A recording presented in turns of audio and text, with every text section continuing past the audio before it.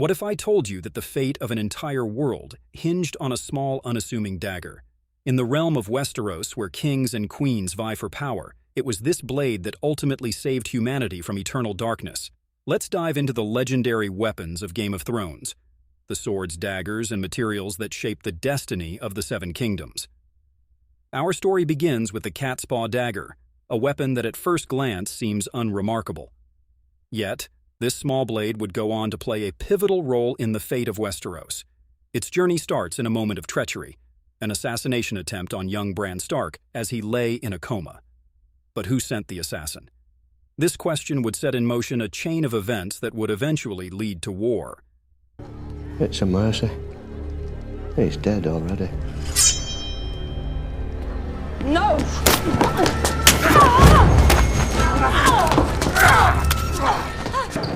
As the dagger changed hands, it became a symbol of the political machinations plaguing the realm. In the grasp of Peter Littlefinger Baelish, it was a tool for sowing chaos and discord. But its true destiny lay elsewhere. When it finally came into the possession of Arya Stark, the dagger found its true purpose. In the darkest hour, when the army of the dead threatened to extinguish all life, it was this very dagger that Arya used to strike down the Night King. In that moment, a weapon once meant for betrayal became the savior of humanity. But what made this dagger so special? The answer lies in its material: Valyrian Steel.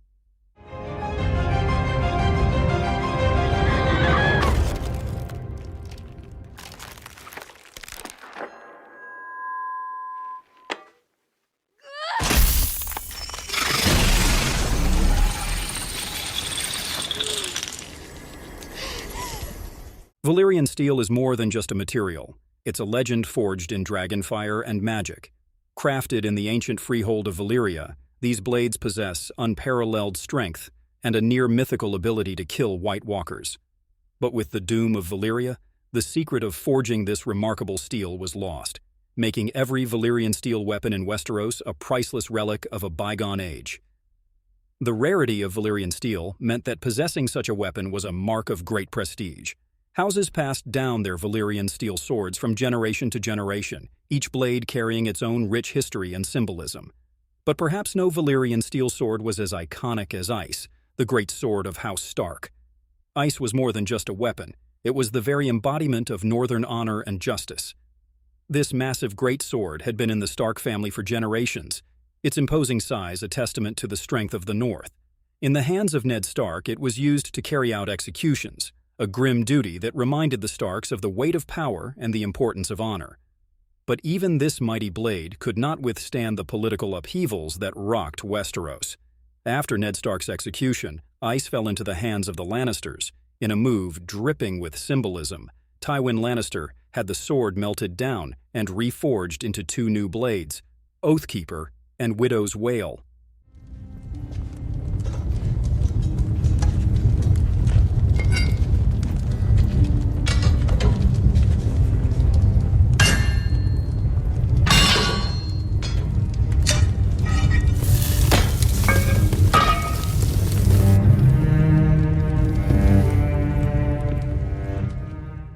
This act was more than just the destruction of a weapon. It was an attempt to dismantle the very legacy of House Stark, piece by piece. The reforging of Ice marked a turning point in the war, symbolizing the Lannisters' dominance and the seeming fall of House Stark. But as we know, the story of the Starks and the story of Ice was far from over.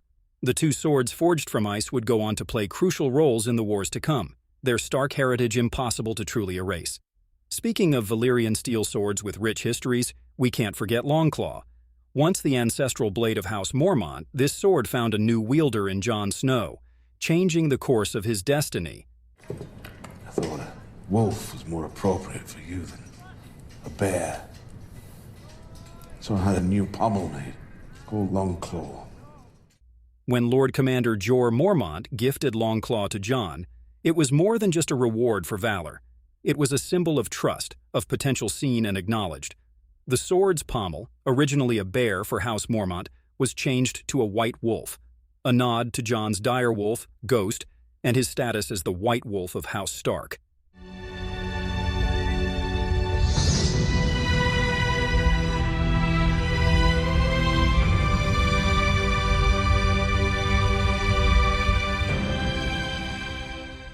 In Jon's hands, Longclaw became a weapon of legend. It faced down White Walkers beyond the wall, cut through enemies in the Battle of the Bastards, and stood against the army of the dead. With each battle, each victory, Longclaw cemented its place as one of the most important weapons in the saga. But Longclaw's significance goes beyond its use in battle. For Jon, a bastard who always felt like an outsider, Longclaw was proof of his worth. It was a tangible symbol of the respect he'd earned, the leadership he was capable of. In a world where birth and bloodlines meant everything, Longclaw showed that true worth could be earned through actions and honor. Now, let's delve into the realm of prophecy and legend. In a world shaped by steel, some believed in the power of a mythical sword. Lightbringer, the weapon of Azor Ahai, a legendary hero destined to save the world from darkness. Stannis Baratheon, guided by the Red Priestess Melisandre, believed himself to be the reincarnation of Azor Ahai. He even went through a ceremony to forge Lightbringer, pulling a flaming sword from a pyre. But was this truly the legendary blade of prophecy? The legend of Lightbringer speaks of a hero who forged the sword 3 times, with the final attempt requiring him to plunge the blade into the heart of his beloved wife. Only then did the sword catch fire, becoming the weapon of legend. While Stannis' sword glowed with fire, it never showed the true power of the mythical Lightbringer. Was the prophecy false? Or was Stannis simply not the promised hero? The mystery of Lightbringer and the identity of Azor Ahai remained one of the great unanswered questions of the series, reminding us that in the world of Game of Thrones, prophecies are dangerous things. But while some looked to prophecy for salvation, others turned to more tangible solutions. As the threat of the White Walkers grew, a new weapon rose to prominence, one as old as Westeros itself. Long before the Targaryens came to Westeros with their dragons and Valyrian Steel, another material held sway, Dragonglass. Also known as obsidian, this volcanic glass was used by the Children of the Forest both as a weapon and a tool for their magic. The importance of Dragonglass to the history of Westeros cannot be overstated. It was a shard of Dragonglass that the children used to create the Night King, in their desperate attempt to create a weapon against the First Men. And ironically, it was this same material that would prove crucial in the fight against the White Walkers.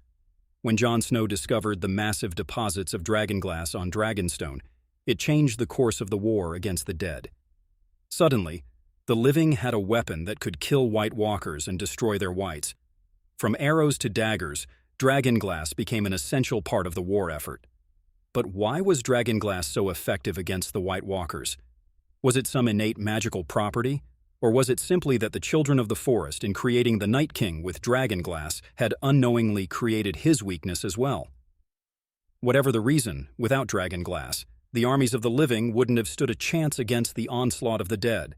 The effectiveness of Dragonglass reminds us that in the world of Game of Thrones, sometimes the most unassuming things can have the greatest impact. Which brings us to our next weapon, a small sword that played a big role in one character's journey. In a world of massive great swords and legendary blades, Needle stands out for its small size and apparent insignificance. But for Arya Stark, this thin blade was everything. Given to her by Jon Snow before she left for King's Landing, Needle was more than just a weapon. It was a piece of home, a connection to her family, and a symbol of her desire to forge her own path.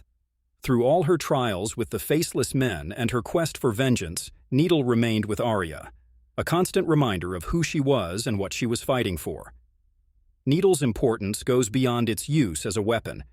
It represents Arya's journey from a highborn lady expected to marry for alliance to a skilled assassin capable of changing the course of history.